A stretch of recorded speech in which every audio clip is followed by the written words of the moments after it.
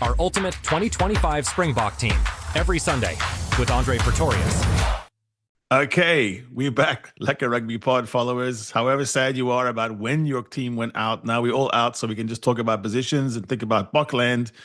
This is a long series, but it's getting incredible traction. Andre and I are really pleased to be doing this final tail end of the series. And what we're doing is going position by position from 15 down to 2, actually. We're ending on hooker.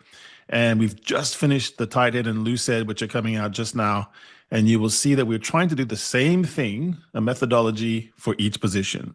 We have an incumbent that we believe is the incumbent. We have a challenger or the second in command, the second rank. Then we have basically, the successor plan if we're looking at people who are over 30. And then finally, we're digging down to a dark horse for every position. Andre, good to see you again. You in Japan, and happy Father's Day. You might actually be on the next day already, but it's great to be with you again and cover this final interesting and weird position, the hooker. Thanks, Harry, and happy Father's Day to you and to MV on the channel as well, and to everybody that's probably going to watch this. Not today, but yeah, really good series this, and I'm really keen to get into what I call the neckless nightmares on the field. The guys, and I just I get Bongi's visual up, and I just, you see head and shoulders. So looking forward to this one. Yeah, the no neck, exactly. I was thinking in the necklace, it was interesting what that was.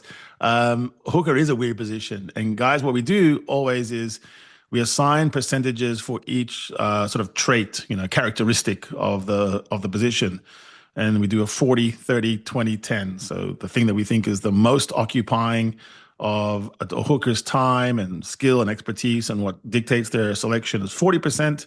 In this case, that's going to be set piece. That includes scrum. That includes throwing the line out. That includes steering the back of the maul like a coxswain on a rowing team in the Olympics. We have a guy with a little megaphone yelling at the big guys that are rowing. He has a lot of tools in his arsenal. Second category is going to be about your defense, not just the tackle, but the ruck. And third one is the carry skills. And finally, we're going to call secret sauce, because here's the thing, Andre, there's something weird about a hooker. They don't always look like someone that's supposed to be in the pack. If you bump into Skulk Brits, which I did recently at a sort of a youth rugby festival, he doesn't look like he's a Springbok forward. And yet I ran into Bismarck du Plessis and he looks like a lock. I mean, he's unbelievably big. Those are the two guys playing the same position.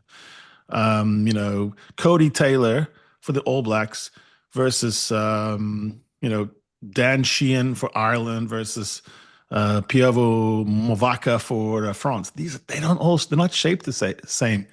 So you like me, I think of this as the Joker in the pack. He's like a guy who has to fight in the alley, in the dark alley, but then come around the corner and make a putt, at the Masters to win the tournament.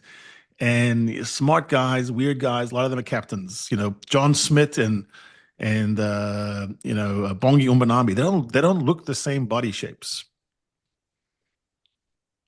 Exactly. And what I found going through the clips of the candidates tonight is that they also have, you said it, different sources that make them special. And they've got different ways of going about their business. And some of them are very clinical and technical, and some are just, like I said, a necklace nightmare. It reminds me of Skulk Burger. There's no technique to it. Just get his body in front, hold on to something, and just punish whatever's got a different jersey. So it definitely is a position where you see a lot of different shapes and sizes. But what's interesting about that is the fact that they still need to be able to throw the ball in. They still need to be able to control their scrums, opposition ball, their own ball. So, although their shapes may differ, their roles are still the same, and that's what makes this position so interesting. Yeah, it really is. And the reason why I'm using the analogy of the Joker, it's like you're playing cards and the Joker can be anything. And so if you need carrying, then sometimes you might want to get it from your hookers. So that's what the French do, or Ireland does. On the other hand, you might really not need so much of a carrier as well. And maybe for the Boks, that's not always what they want. but they can get a pilferer like Malcolm Marx. And they basically then they don't have to worry so much about having a proper fetcher on the field. Yeah. So this is why it's fun. And so we call that final one, sorry, but we call it the secret sauce because Marx and Mbonambi and other people have different things they bring to augment the pack and finish the pack off, depending on the composition, especially when you're going 7-1 or 6-2. So again, please go back in time and take a look at these positions because they make more sense when you go through the whole thing. And also, our director, MVA, is going through and then taking out each position, each person, Damon Willemse, Ethan Hooker, and they really taking them through. So it's wonderful. And Andre, your clips are making this come alive. The trouble here on some of these tight forward positions is it's not that easy to get a clip of what a hooker does in a scrum. I mean, what are we looking for? Break foot, how well they can get their head into someone's clavicle. It's not that easy to find highlights of a hooker's job. But tell us a little bit about what you do to gather these clips and what the process is.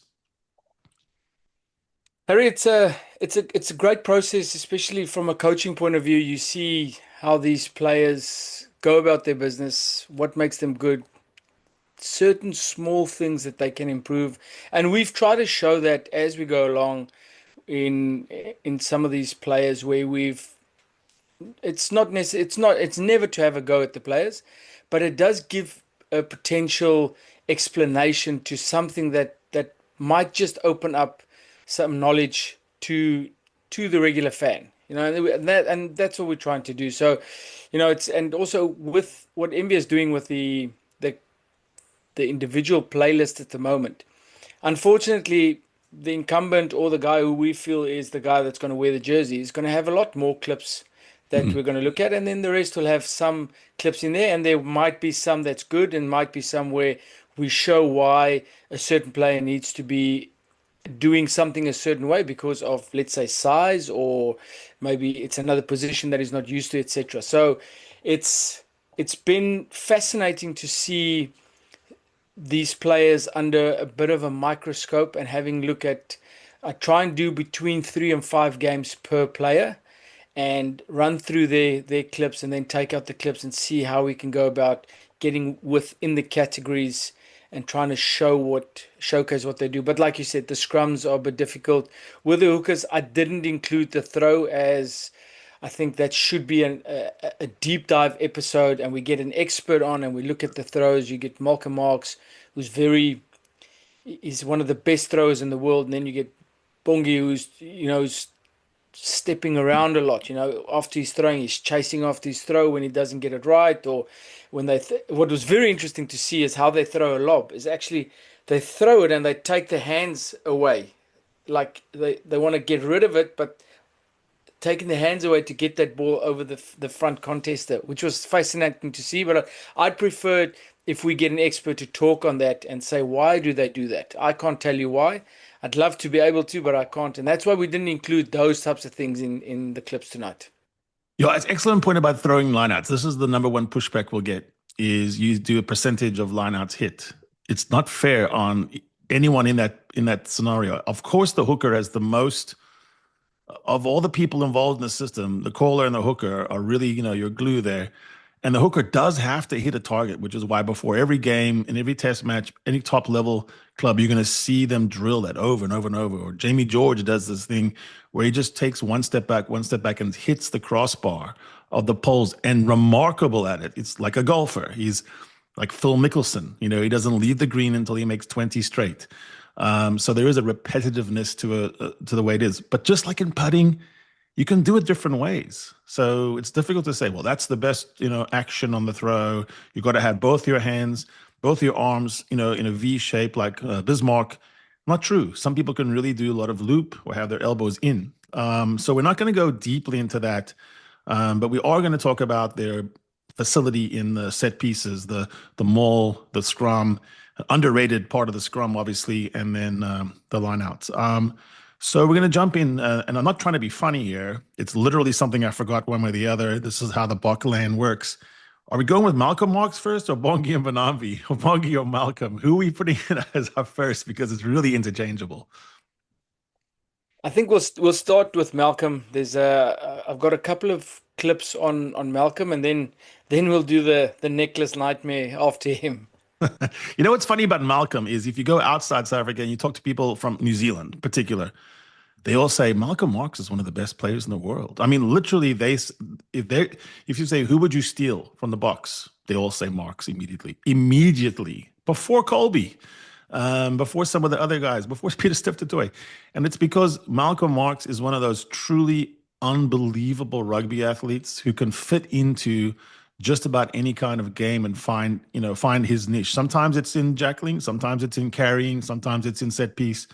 But like Dan Sheehan at the moment, that these two guys are just literally like having an extra eighth man, but they happen to be in the front row. It's unbelievable asset. So let's go into Malcolm again. We're doing set piece and then defense categories and then the carry and then the secret sauce, which obviously, with Malcolm Marx is going to be around the breakdown area.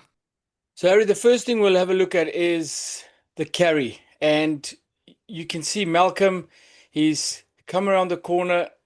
He's still got the ball in two hands. He's obviously identified this little seam there where the defender just on the next channel has gotten up.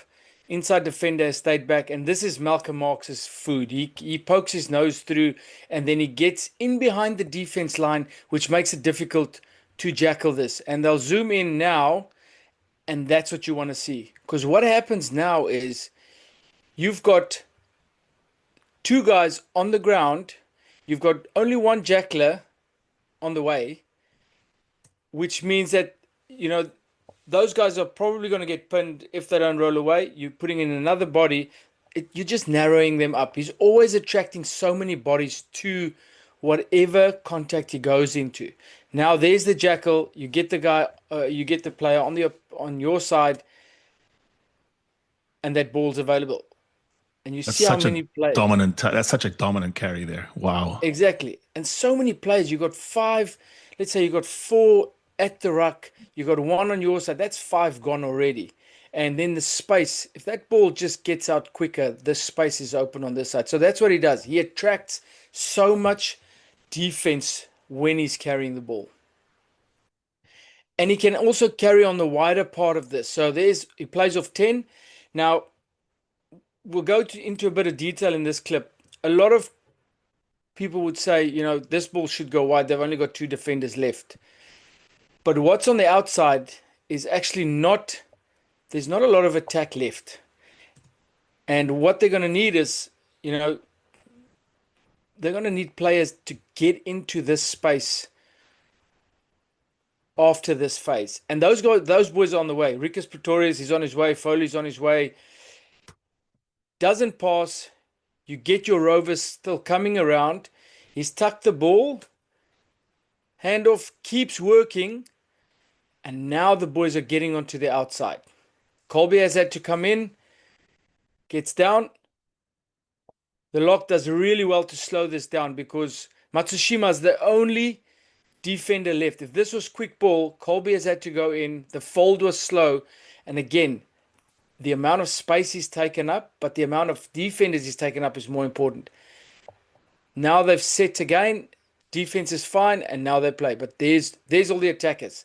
So if he had gone wide earlier, they wouldn't have had those numbers. The ball was just too slow. But his carry is dominant, and he attracts a lot of attention. A lot of that's built on the fend. We haven't talked that much about the quality of fending. Malcolm has such a beautiful fend, and I see it. It's almost like a subtle one. He gets his guy and he pins him. He doesn't actually get a shed him. He just keeps it on. He just keeps taking him. He's carrying him for a ride. It's so important that when you fend, you don't get caught with this little dinosaur arm with your elbow onto your chest or onto your body. You have to get that jousting stick out there. It's got to be away. And what he does is he gets onto the badge where you want to be, and then he grabs on and holds him away like you just mentioned. And now he's in control. See how? And now he's taking up that space. Colby doesn't know if he should stay. I would have gone in there if I was Colby. I think he had a bit of a chance there, but obviously he could see all the numbers coming around, and that's That's where Colby defends this fantastically well with Matsushima-san, gets him down, and then threat averted. So, yeah, it's a good point you make there of the fend. Good play by Kubota, yeah, setting up on the one side, ball available, working around. Now, we've spoken about this type of carry, forwards leaning into the leg chop, getting the inside leg, using that little bit of a hip jab to keep them upright and to keep driving. That was really, really close. And Malcom is no mug when it comes to this. Gets that inside foot down as close as you can get. But on the following carry, firstly, he gets in, ensures that we keep this ball. And this is something I'd like to mention. Have a look at how if you think about hookers in the heyday, how they would probably stay in the ruck because they want to ensure that we keep the ball. Malcom pops out and immediately becomes an attacking option. He sees the threat and he starts playing. And he probably called that ball for Jaden. And Jaden doesn't need a second invitation to take those types of opportunities. But this is the different type of carry, Harry. This is where you want to get your outside foot in line with where the pressure's coming from, and you want to bump into that space. And this is what he does. See how he gets that foot down on contact, pressure going through the player, puts him down, and he keeps working there. Steamroller. So Boom. he's just technically, he beats you in that short space. You think you're fine, and then he changes direction, and he gets you. And you've seen a lot of players in Malcolm's wake in the same position as the Scotsman there. So Ergie is probably the best at this. We've spoken about this. That little ball out the back to the forwards. Malcolm's got this down to a fine art as well. Gets really close to the defenders, so close that they actually make a tackle. Yeah. And what that means is next defender has committed, and that means that that defender then becomes sluggish, and they've got to hold on and see what's happening on the inside. They get planted, ball goes out the back, only 2 defenders left. He straightens up, he's got to commit, and they've got probably a 3-on-2 in big space. But again, too deep, and then they don't take advantage of what Malcolm's created just through that one little pass. And now we've spoken about this in the previous episodes with forwards doing this. It's so important that you go into the lion's mouth. You've got to engage, get your tip runner to engage on that line, so you stop that pot in front of you, and you get the defenders on the outside to start worrying about their inside being covered. It's interesting because in times gone by, it would have been 10 playing the role of doing what you just said. But now with forwards running those pods, if you can get a guy like Malcom who instinctively knows and is really not afraid of contact, then he can wait to the final second. Great point. And this one, I'd love to play this in real time. It'll probably stop. See how close that is? Kane gets involved. Next tackler onto Peter Steph, and Sasha's into space. But it's all due to Malcom. Very, very skillful. Pulls it back, gets Kane to bite in, and the next defender is onto Peter Steph. And that opens space on the outside. Perinara defends this very well, and he closes that up. But Malcolm's a skillful player. And then just to show how skillful he is, Foley on a bit of a counter. Nice little offload. Malcom into space. See how he looks around? He's got the ball tucked, but he's looking around. Obviously, he knows he's not going to go all the way. He starts looking for support. Sees he's got opponents between him and his attackers. Puts the ball in behind. Keeps chasing, and they got a defensive line out inside Panasonic's 22. But again, not a one-trick pony. He understands the game. If you look at how he asked Jaden, he called that ball to the blind, makes the line break, doesn't go down, most of these situations, when you go down to that ruck, that's what a defensive side wants, puts the ball into the 22, and now you can contest their line out. So, clever rugby player. On the ruck management side, or the maul management side, he's one of the best in the world. Doesn't get impatient. See how he just glances up. You can barely see his eyes looking up. I think it's the 9 that folded around. He knew that that opportunity was not going to be there. And then from there, no fancy business. And he plays off the back. Next one again. This was a telling try in this game. There, this 9 will talk to him and tell him about the opportunity. And right about now, he's telling him there's only one defender on that side. When you're ready, Yes. and he gets the offload away. And it was a telling try. That they were leading, but Panasonic was getting back into the game there. And like I said, skillful player. Off the back of that maul, he gets taken down, but he knows his responsibilities to get to this first ruck because he was the ripper or the source. Gets in, and I want you to have a look at this clean on Sevilla. It's not a, I just want to ensure that you don't get to the ball. He gets rid of him, puts him on the ground. And one of the most difficult guys to get rid of, to be fair. One of the best jacklers in the world. But I like the fact, Harry, that, he's in a Boks jersey. I'm the source to the 9. I know I have to get to the first ruck. Does his job. He knows what his role is and he does his job.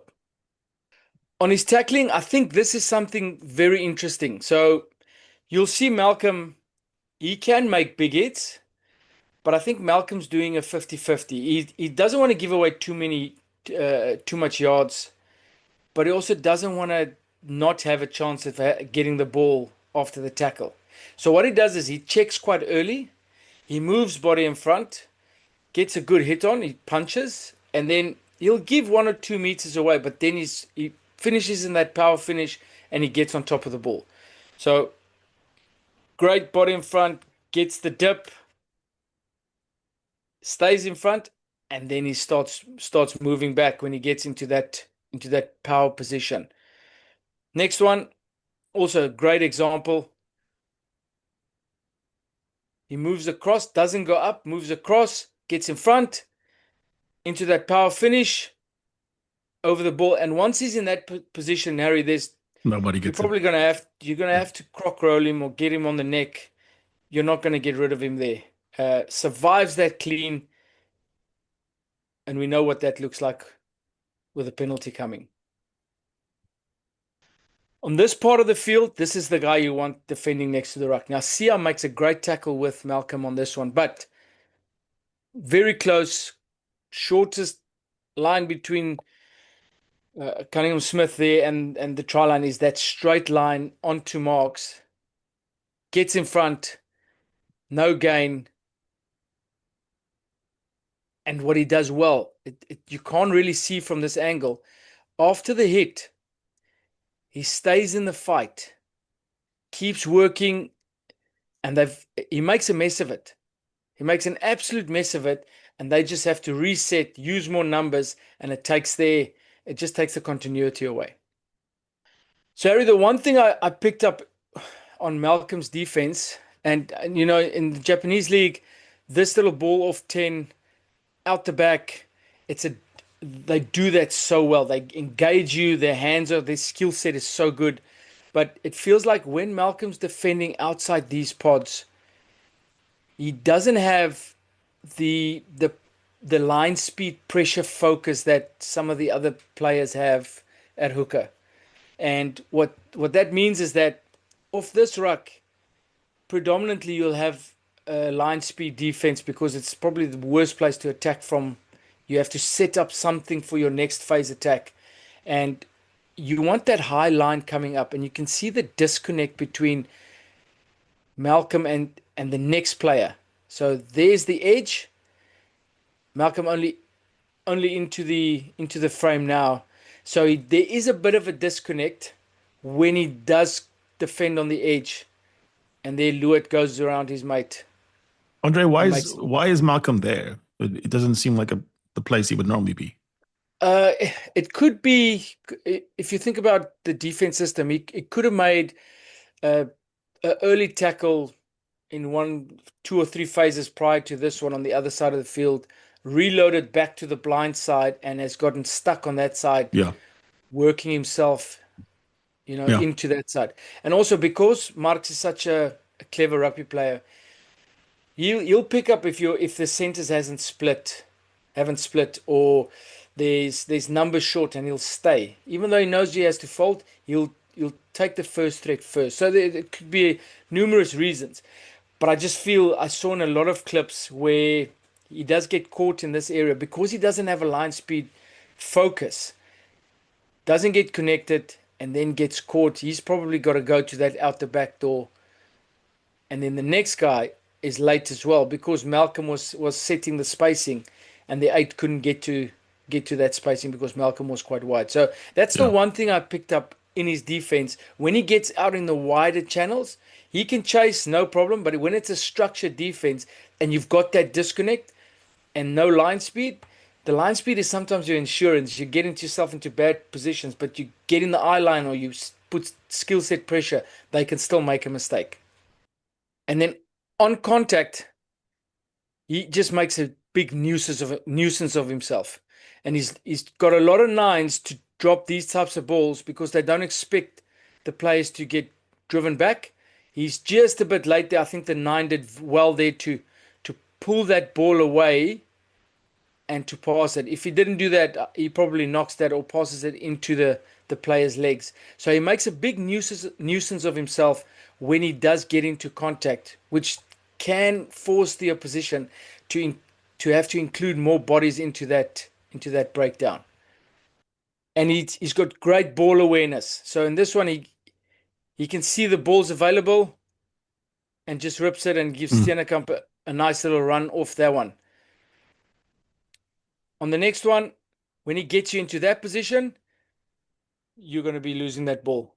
You won't get that ball back. Choke tackle, he'll hold you up like Akkers in the heyday. He'd speak to the ref while he's holding the guy up and tell the ref, this ball's not coming out. You can blow the whistle now. Don't waste your time. The same with Marx. Once he gets you into that position, it's Casey Jones. And then on the clean, you can see that after the pass, he got taken out.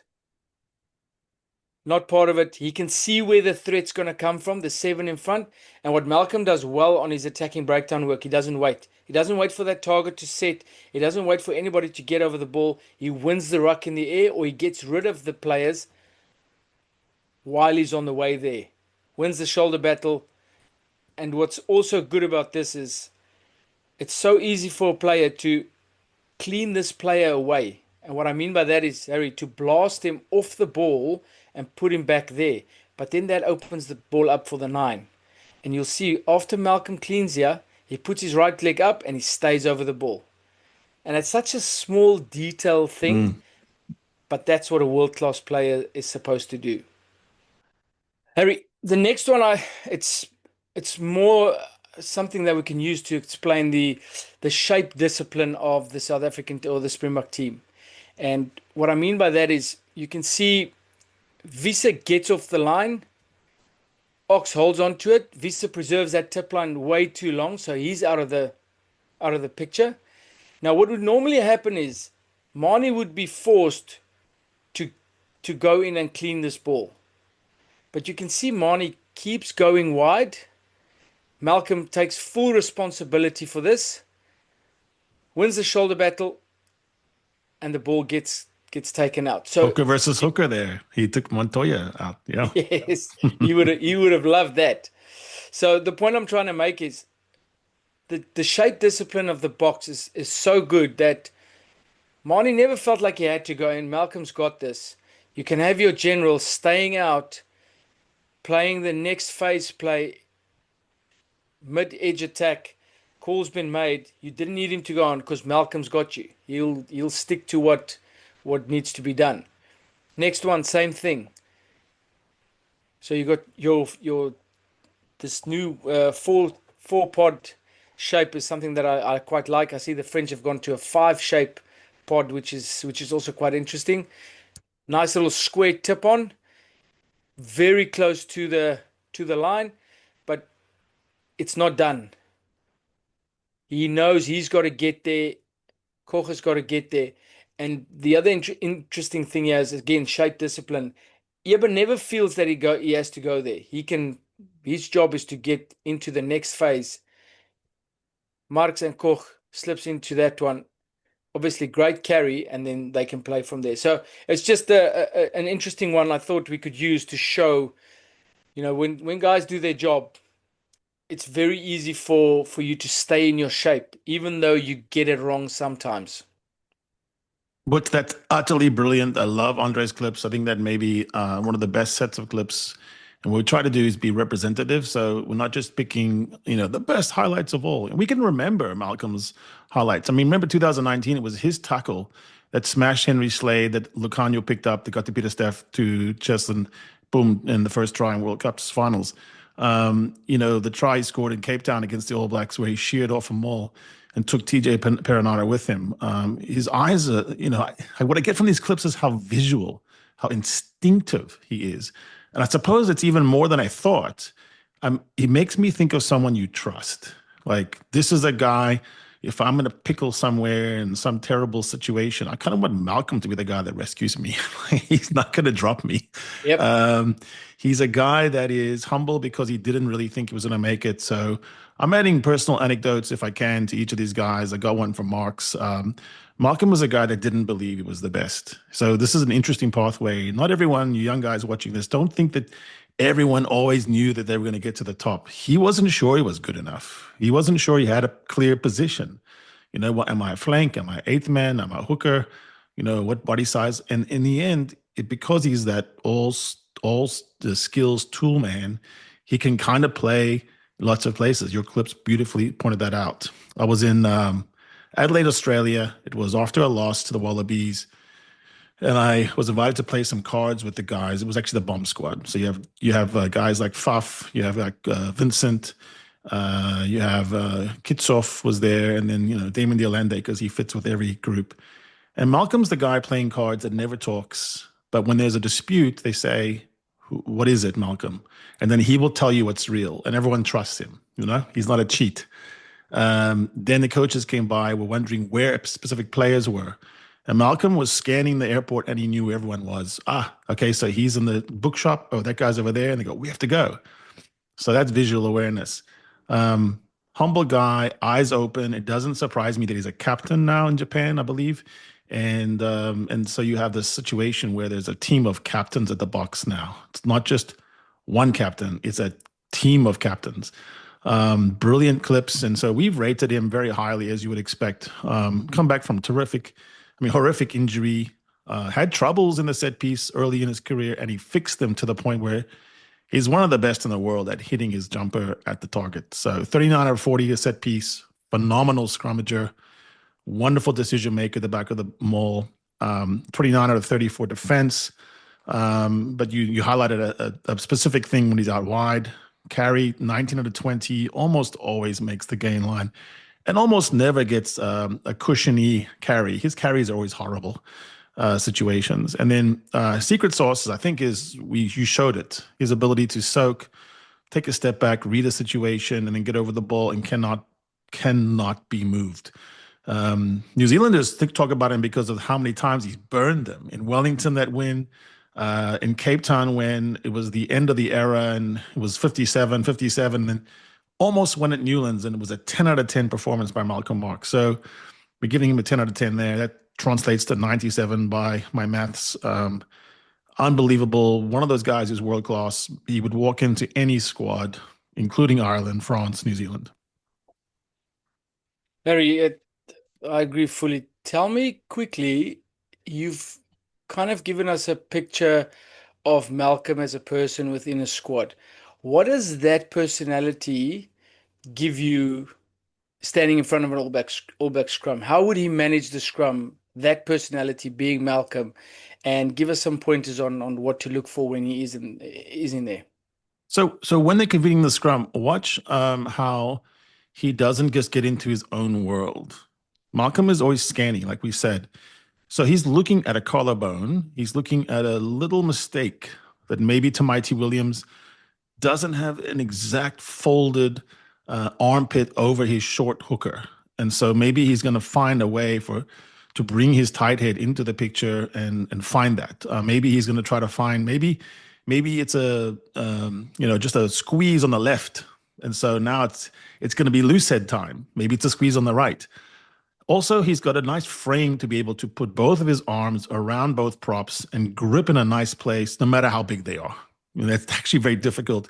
Malcolm's got really broad shoulders, good wingspan, and incredibly strong hands.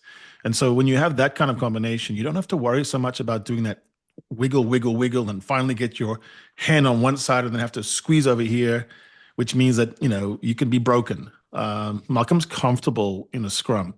The other thing is, I think he's looking at people. He's looking at his opposition, and it's a bit of a psych out move. I mean, he's not like a trash talking guy or something, but he will look you right in the eye and be quiet. That's scary sometimes. Yeah, that's a good picture, and that's exactly how I'll see him going into that. And also it's interesting about his defense because he's got such confidence in his collision work that he doesn't have to take the steps forward that other players can, because he's got a couple of Ks on most of the other hookers. He's got that extra weight, but also his technique is so sound, stays in front, gets that power finish, and then gets onto the ball. And it's strange that he still doesn't have that real line speed pressure focus like most of the players do within the box, but he's comfortable in the way that he defends, and he's very effective. So yeah, great player. Next, we're going to go on to a guy that I describe as having the least pain receptors. It's almost like someone severed his nerve endings. Bongi Mbonambi, a hooker that is completely different sized to Malcolm and plays the game a different way. But as we all know, and all Boks love this guy because he will give his right arm, he will give his left leg for the cause. Don't worry ever about Bongi's commitment. Let's see some pictures of him. Yeah, and before we get to the pictures, Ari, I think it's important to note that these players are so different, and that Malcolm is very clinical and he knows how he's going to tackle. He gets into great positions, where Bongi is that missile that just runs in, and he's more of a bruiser than a speed bump. He wants to get in amongst you, he wants to move rucks, he wants to put attackers back there, and you look at it and you think sometimes, geez, a bit more technique there, and that could do a lot better. But sometimes the techniques takes thinking when you're going into that, and it's going to take away the intent. So, Bongi doing Bongi things is probably the best thing for that jersey at that time. Right, so we've got Bongi at the bottom of the screen, getting ready to carry. Immediately tucks, closes it up. He knows there's pressure coming and ensures that he gets the leg drive going. Good ground skill. They do step on the ball, so he loses control at some point. But this is a typical Bongi carry. He won't lose the ball, get his head in between the defenders, look after it, and then present in a proper manner. Next one. Again, you can see that intent with which he gets into the running and accelerates into the ball. This is a very good example of him getting into motion before he gets the ball. And again, a total disregard for his body, ensuring that we get that ball back. And that's the thing. There could be a bit more evasion. We could talk about that, but he's bruising people. He's getting in amongst them. He's intimidating. He's running into bodies and ensuring that they have to look after him. Where I think if he has to start thinking about other things, he probably loses his intent a bit. Skills wise, like we saw with the props, he's got the ability to run in and get that nice little foot out rugby league pass, so no problems on the on the skill side. Get passing of 9.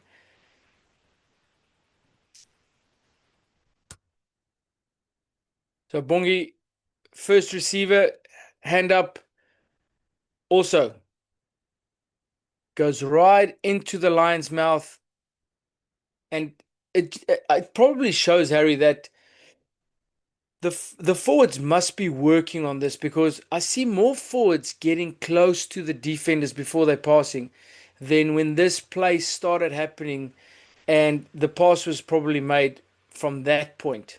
Yeah. And it gets passed out. The space between ball carrier and the defense is just too big, and all these players can just slide off and get into that. But the way Bongi does it, look how they get set, commits those 3 players. Great take by Fassi.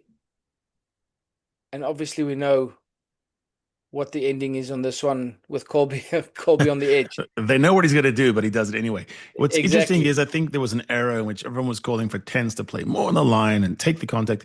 The fact is they're not built for it as well as a guy like Bongi. So if you can upskill Bongi to do this, then you still find Marnie behind the melee, and then now it's like you have the same effect, but it's a better staffing. It's like the right tool for the job is have a guy like Marx or Bongi go right into contact and right at the final second, pull it back. Exactly. And because you see the same pictures, Harry, all the teams use it because it is so effective. It's like rugby league, those blocker plays. This play will be used. And if you don't get this picture in front of that pod, making that pass out the back, you don't see that picture on the edge. You don't see the space. You don't see the disconnect, because players are uncertain. When you're uncertain, you get sluggish and slow, and that's how you create that space. It's a small detail, and you can see the Boks boys understand that. Then his maul management, stays in, chooses the exact right moment to get off and to play the ball off the back of that maul. So we get into his tackling. It's a lot like his ball carry. Probably not technically as sound as some of the other players, but his intent. He gets body in front, and this is a good example. If you look at his position, no coach would ever coach that position. Getting your head right in front, exposing your neck, it's definitely not the way to tackle. But Bongi, he doesn't have a neck. Sits back, exactly. True. Gets that lean punch, doesn't bind, but he's stopped him, and he's ensured that the tackle gets made after that. Like I said, technique probably not as good, but the intent makes up for probably half of that problem. Good example of Bongi's tackle technique when he does get it right. Lean, gets that good punch in, and he actually dislodges the ball on this one, trying to tell the ref there, as Bongi would. Again, loses his legs probably too early in the tackle because he puts everything into that hit.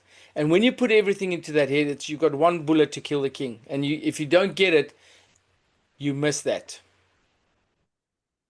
Another good example, moves off.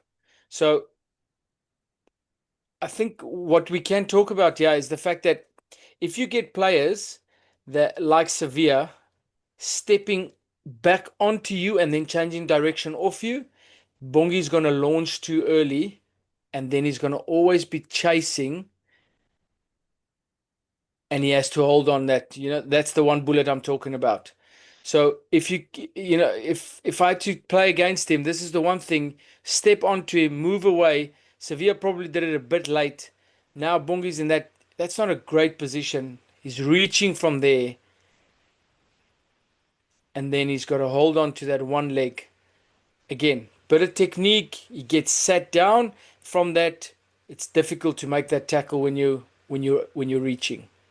But again, effective tackler onto the legs, one leg, keeps the pressure on there, does just enough to upset the 9 there, like in true hooker fashion.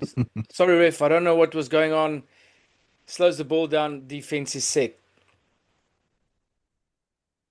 Again, great pressure, holds on, immediately back into. So his tackles are effective, Harry. Make no mistake, he's a good leg chop tackler.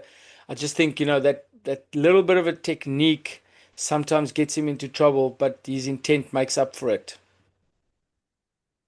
He can also be a nuisance at the breakdown. Good spot, yeah. Low, eyes down. Bongi sees the opportunity. Low probably just realizes it in time, and he gets himself set to get that. But it's kind of like you can feel this hit on Low. And Bongi does that the whole game. If he's on the field, you better have your eyes up, because he will counter ruck in that situation. I think his defense breakdown work can be a bit better, because he can survive cleans. And, think about other players in this position. They'll go to the ball, and you can ball first and then move backwards if need be. Bongi goes back, and when he goes back, he closes up that space, and you've got two ruckers getting in there before him. So just that, you anticipate that very early. That ball's down. He's got to go to that ball immediately. Get onto the ball, move forward, and then you've given yourself an opportunity to survive the clean. But because he's gone backwards, he's given those two players an opportunity to get over the ball, and he's taken away his defense breakdown opportunity. Attacking breakdown, he's the guy you want. He's kind of like Franco Mostert, just a very smaller and wider version of Franco Mostert, like a little bullet missile. When he gets onto that, the good pass off 9 from him, sees that there's a threat, great position, and he blasts him off the ball, and the ball's available. His attacking breakdown work is fantastic. He does make a good job, do a good job of getting rid of people over the ball, moves the ruck, like you just seen there. Again, Sevilla over the ball, him from there, opens it up, and the ball's available. And just the way he's built, he's always going to look legal to a ref when he approaches rucks. He reminds me of Kevin Mialamu, the old All Black, that he just played below everyone else's knees. So it's a beautiful picture for a referee to ref. Yeah, exactly. And the next one is it's kind of like everybody's trying to do something, and then Bongi decides he's just gonna close this up and get us the ball, or get us the penalty. So they're trying to choke that, gets in, moves them, and we get the penalty from there. Great effort, great player. I think he's one of those players I'd rather play with him than against him. You're only going to like Bongi if he's on your team. If he's against you, this is not your favorite player. And it's good to have players like that, for all the quiet, steely stare that Malcom will give you. Bongi is going to talk to you all game long. And he's going to address all the flaws in your personality and your family. Interesting, my anecdote about Bongi is that I got to sit with his family during the World Cup final against the All Blacks 2023. It's unbelievable. It was just kind of came out that way. Ox was Harry, which cunt did you sit of them? This cunt or that cunt? I wasn't daar kant. Daardie kant. Hierdie kant. So the tickets were from Ox, so I suppose that he was with his friend Bongi.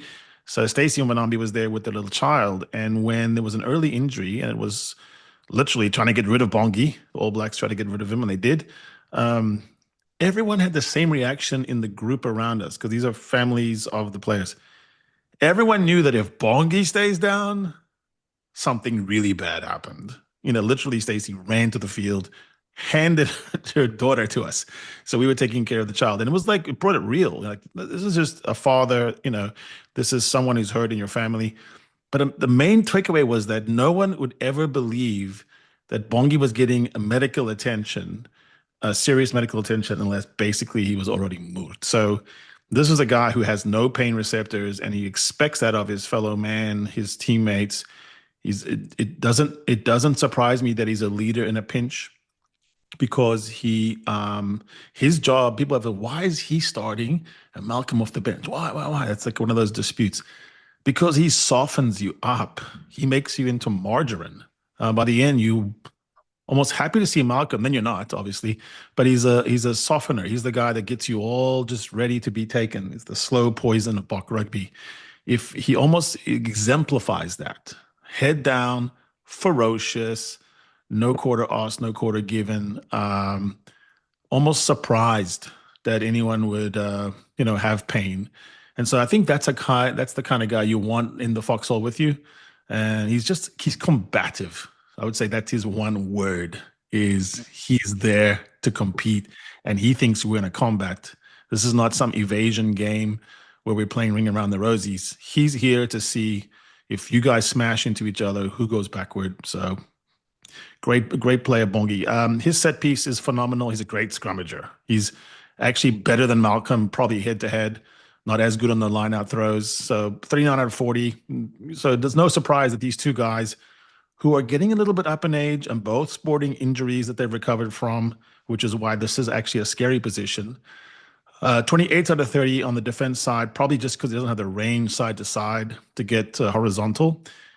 Carrying 18 out of 20. So basically just sort of one behind Malcom on both of those scores. And then his secret sauce, I think, is ferocity, combativeness, commitment to the cause, a leader. 8 out of 10 in that regard, just because it doesn't set him as apart, and maybe is the secret sauce of Malcom. So that all comes out to 94. Amazing to have two hookers of those quality. Only the French have two hookers, maybe Kelleher and Sheehan, but it's difficult to find a double punch that is as different. So what's different about this hooker combination is, Marchant and Movaka, pretty similar. Sheehan and Kelleher, pretty. Bongi and Malcom, what are you preparing for? What if they switch around one game? What if one comes out really early? It's very difficult to prepare for these guys. Malcom has a good shot to get to 2027. I think Bongi, it's going to be tough with that scar tissue, but we hope the best. Next, we're looking at someone who's a carrying hooker, basically. And so also a different type. And that's André-Hugo Venter, the Stormers. Right, Harry, just before we get onto this one, I think it's also good to mention that Bongi does have a line speed focus. He does get off the line and puts pressure on players when he gets on the line, obviously because he wants to get his body in front. Now, the same with Venter. He's a very quick player. He's speedy, and you can see that through his carries and his defense. He likes to get off the line, off the back of the line out. So it's once again, it's same position, different body shape, same roles, but different. Same, but different. On the carry, gets a little offload, and this is the speed I'm talking about. Makes a good decision and still keeps the ball in that position. Good throw on this one. Great skill. You can see the length of the pass that they do off here now. In the previous, not that the Boks really play that wide pass off the hookers, but Venter's got the skill set to make this pass. And what that does is it gets these defenders into the frame a lot earlier with extra players available. So you're not using a lot of players to get defenders to commit. You're using one pass, and if your hooker's got that skill, you need to use that. I think if there was runners off him there, they could have taken advantage of that, because that one long pass gets the 13. You can see, I think that's to Pelotu in that channel that's close to the ruck, and that's due to that good pass from Venter. So great maul patience. Has a look up, stays in, has a look up again, sees the threat. And as that threat goes in, he knows where the space is, and he's got that leg drive to get into that. That's actually a very good play. Difficult try to score, especially after going down and getting the ball back. Yeah, he had a lot. He had a lot to do on that try, Andre. Yeah, we can go Like back to a lot of maul tries by a hooker. You go, no, yeah, you get the credit for the try, but I think you just kind of, were a passenger. This is one where he had to make critical decisions, and then just to get there. That's true. And then on that, his vision was so good that normally when a ball goes down there, he'll just leave it, bridge over it, and they'll set up the knockout attack or the pick and go plays. He saw that space early, survived that tackle, and then get onto there. So it's a good point you make. He did have a lot of work to do off the back of the maul going down, and then the hooker staying with the play. So tackle technique wise, also I think he gets caught with his feet under him sometimes, but body in front he's got no problem. Physicality he's got no problem. He will get in front of you, but I think once you get into that position, you want that little bit of a forward lean going in there, ensuring that you get that punch, and it's kind of like Malcom does, and that gives him an opportunity to stay in front and get that jackal opportunity. So good leg chop, two leg tackle, and he gets onto the attacker from there. And it's a high speed leg chop, which means that it's an even more difficult leg chop to make in that position. Right, so we spoke about line speed and pressure. He's a pressure player. He likes to put teams under pressure.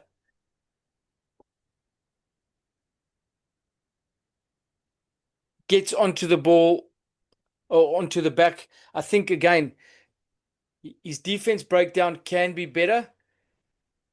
He's got to get down quicker. He's got to win that shoulder battle a lot earlier to give himself an opportunity. And once you get into that position, then you need to realize that you're out of it. If you're not going to bully that, if you're not going to counter ruck, get yourself into the line. But there was an opportunity there for him to get under the 7 and ensure that you get yourself onto the ball. So I think he can focus a bit more on that. He's got the skill set. He does do it. I think he needs more consistency on that one. Yeah.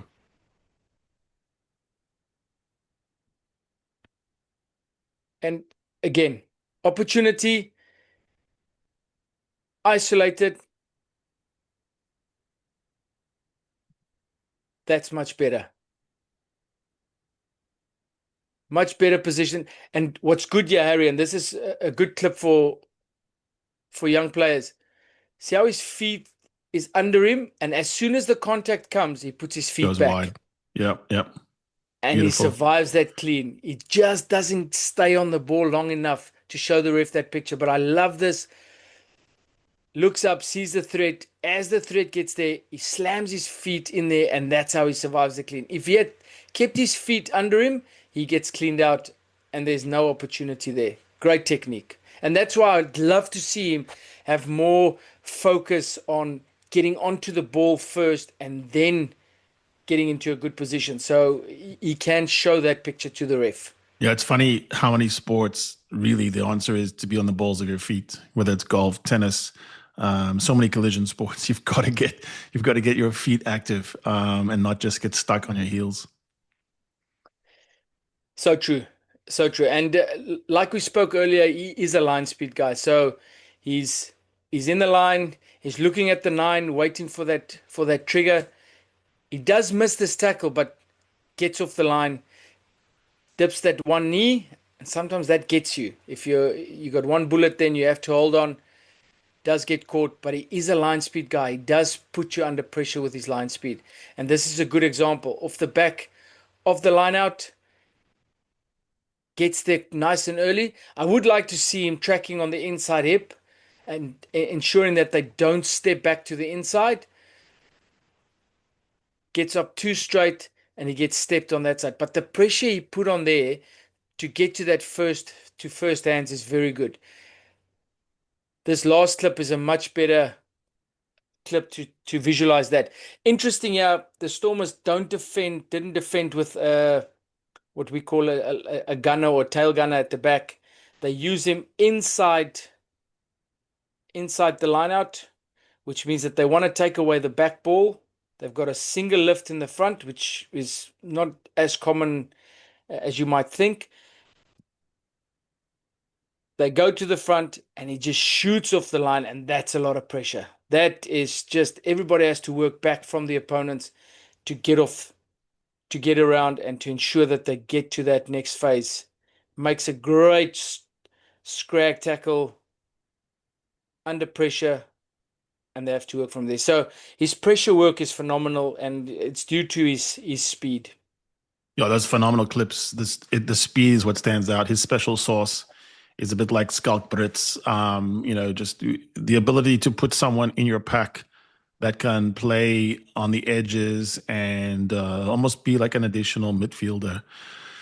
An editorial note here. We understand that the hooker position is actually quite difficult here, in that Malcom and Bongi have had the franchise for a long time. Obviously, when fit, you're still going to go with them. Some of the challenges have come and gone. It's almost like you've seen a bit of Akker talk, you've seen a bit of Grobbelaar talk, you've seen a little bit of this and that. But in the end, it's De Weber had a run. It's difficult to know. And even when you look at the alignment camps and then you now look at the squad that's been pared down, we're not carrying 4 hookers like you might in a lot of situations. The third hooker that we've actually put André-Hugo Venter in apparently looks like it might be Jan-Hendrik Wessels. And we're going back to the sort of idea that the hooker is a joker position, that you can slide around. I mean, this has been going on for a long time, like John Smith playing both prop and hooker. But it's a speedier athlete nowadays. We presented Andre-Hugo in this situation because of his speed, because of athleticism. So maybe if he's not included right now, maybe it's down the line. When we look across the carries, interestingly enough, at exactly 100 carries, so it's beautiful for percentages to extrapolate. So 100 carries by Andre-Hugo Venter in the URC, 95% into contact. That's normal for a hooker. 60% over the gain line. That's not normal. That's abnormally good. 50% dominant. That's ridiculous. That's like what you'd expect from a really top grade 12. 54% he committed to tacklers. And you talk a lot about this issue of making the numbers work for you at the next ruck, because it has a sort of an effect, a cascading effect of bad on the defense side. 18% he evaded the tackle. That's unusual for a tight forward, just to be able to shake and bake and move and step. His attendance at attacking rucks, phenomenal. Got to 109 attack rucks and had an 85% effectiveness rate in the URC at doing his job. It's not easy to get that high a grade. His marks on the defensive side, 74 tackles, 87% success rate, and he also got to a lot of defensive rucks. So there's a reason why he's there. Obviously, he grades much lower than Marx and Mbonambi. He just doesn't have the top level experience. So 35 out of 40 at the set piece, 25 out of 30 on the defense. Carry stats are really good, but there's just not as much pullback and linking there, 16 out of 20. His secret sauce, though, 8 out of 10, because he's just got something that you cannot coach, which is speed. It is one of the great equalizers. So he comes in the 80s, 84, I think, out of 100. And, it's someone that we want to see out there, and it's wide open. We could have done this where we had 7 or 8 candidates, because there's not really a clear third hooker at this point in time. So now let's talk about the dark horse. This is a guy that literally, to find clips, you would have had to have dug into, a Welsh TV station. So Marnus van der Merwe. You gotta have a van der Merwe on a Springbok team. Come on, At it's hooker, it works perfect. yes. This man put together 195 tackles in the ERK in the URC. How is that even possible? This man is a very busy, busy player. I looked at a lot of his work over the season, and I find him to be. There was this basketball player in the NBA they called the big fundamental because everyone else was flashy. They were slam dunking, going around the corner, doing these tricks, and then there was the guy who just did everything fundamentally sound. And I think the attraction here, the sort of weirdly unspecial special sauce, is what if you had a guy that kind of just tick all the box, like just set piece worker, defensive stalwart, good carrier, and gets stuck in all the time and kind of just makes it happen. So, have you had a chance to look across some of his work and characterize Marnus? I think there's some versatility to him. I think he's kind of a bit of a hybrid in terms of he can move into space, but he can also bruise. Mm. His set piece is very consistent. He's like you just mentioned, his work rate and his defense efficiency is through the roof. So it'll be interesting to see how he sets into the box. Obviously, being from the Cheetahs, Rassie probably has looked at him for a while now, and so it'll be interesting to see how he sets in. I'm quite keen to see how he goes. Yeah, he's to me he's a dynamic. He's big. He plays big. I think he plays bigger even maybe than he is. Looking across some of his defensive work, it was so stellar that actually we went back and kind of raised his grades. So we have him slotted in basically at a 36 out of 40, higher than Andre-Hugo Venter. Really just immaculate at the set piece. The maul, the line out, the scrum. Defensively, he's up there, maybe 29 out of 30. He's just a monster. And then 17 out of 20 doesn't carry as much maybe as we'd like to see. And then fundamentals, his secret sauce is the hybrid nature of him, 7 out of 10. So he comes in, if I'm doing mathematics really, really quickly right now, he is he's about a 90. So we have 97, 94, 90, and 84. Andre-Hugo Venter is the one that needs to get more reps, has got to get into the Bok picture. Mm. Manus is there. He's a dark horse that is he's on the paddock. He's in the stall. He's ready for the race. It would amaze me if he doesn't get a significant amount of time coming up because there's no way you want to overplay Malcolm Marx with that rehabbed knee with a strong Japanese season into the playoffs.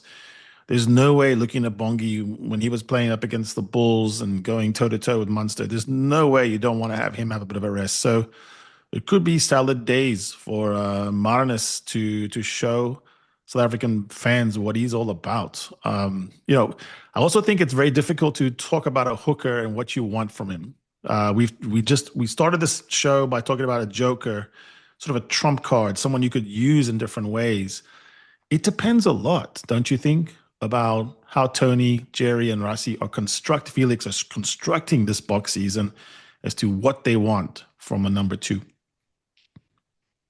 I think that word versatility comes to mind every single time. If they want to bruise people in the beginning, you got Bongi going in, you got Marnus can do that. And then if you want to start being a bit more expansive and you want guys to really zone in on that midfield and have your edge attack running at mismatches and short corners, then you get Malcolm in there and you put Venter or Wessels in there. So the nice thing, and that's what they've done so well in the past, is they've put together teams that fit the game model they want to play in that game. And I think it's a difficult team to prepare for defensively, just because obviously it's Rassie. There's a lot of gadget plays. There's a lot of thinking that goes into it, and it's not just Rassie. I think Rassie's given license to everybody to come up with anything, and you can chuck it on the table. It doesn't mean he will use it, but if it's something that grabs his attention, he'll really buy in and get it done. So that's the one thing. So it's what type of game do we want to play? Where do we want to go in the first 20, first 30? What does the bomb squad entrance look like? When do they get up? So that's important. The other thing that's quite remarkable for me is the fact that the Scarlets they didn't do too well in the URC. They weren't a top performing team, and yet Marnus has made that dream team out of that. So there must be something to this guy. And like I said, I'd love to see him get some significant minutes to show what he can do. That's the thing. If you can play well at that position in a team that's not winning easily or winning supremacy, you're a player.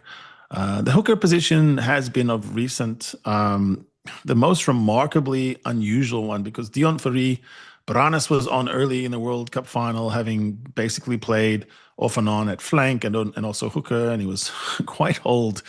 And so that sends a message that of all the positions in the pack, it is the one that's the most up for grabs about what they want to do in that particular match. So you're exactly right. There's no way for us to be as spot on predicting this kind of position as other positions, because the whatever the boxes are that they're going to tick, we don't know what those are. And we also don't know exactly how they want to play to the ball or off the ball. Fantastic. Really enjoyed this, Andre. Please, everyone, comment, debate us, take it on. It's fine. It's good.